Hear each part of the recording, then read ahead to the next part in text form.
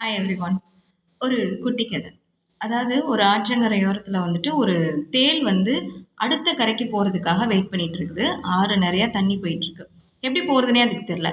அந்த வழியா ஒரு ஆமை வருது. அந்த ஆமை கிட்ட ஹெல்ப் கேக்குது.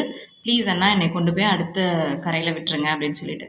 சரி ஓகே அப்படின்னு சொல்லிட்டு அந்த ஆமையும் வந்துட்டு தேலை வந்து ஆமையினுடைய முதுகு பகுதியில ஏத்திக்கிட்டு 2 பேரும் பயணப்படுறாங்க. பாதி தூரம் போன உடனேயும் டொக் டொக் அப்படின்னு ஒரு சத்தம் கேட்குது. ஆமை கேட்குது, "என்னப்பா என்ன சத்தம்?" அப்படின்னு கேட்ட உடனேயும் அந்த தேள் சொல்லிச்சான், "சும்மா கொட்டி பார்த்தேன், உங்களுக்கு வலிக்குதா இல்லையான்னு?" அப்படின்னு சொல்லிச்சான். சரி ஃபர்ஸ்ட் டைம் தானே அப்படின்னு சொல்லிட்டு ஆமை நகர்ந்து போய்க்கிட்டே இருக்கு. அடுத்ததா கொஞ்ச நேரம் கழிச்சு டொக் டொக் அப்படின்னு சத்தம் கேட்ட உடனேயும் ஆமைக்கு தோணிருச்சு, இல்லை இல்லை இது சரி கிடையாது. இந்த தேள் வந்து நம்மளை கொல்றதுக்கு ட்ரை பண்ணுது அப்படின்னு சொல்லி ஆமைக்கு தெரிஞ்சிருச்சு. கொஞ்சம் கூட யோசிக்காம உடனே தண்ணிக்குள்ள மூழ்கி ஆமை தன்னை காப்பாத்திக்கிச்சு. தேலை தண்ணியில தத்தளிக்க விட்டுச்சான்.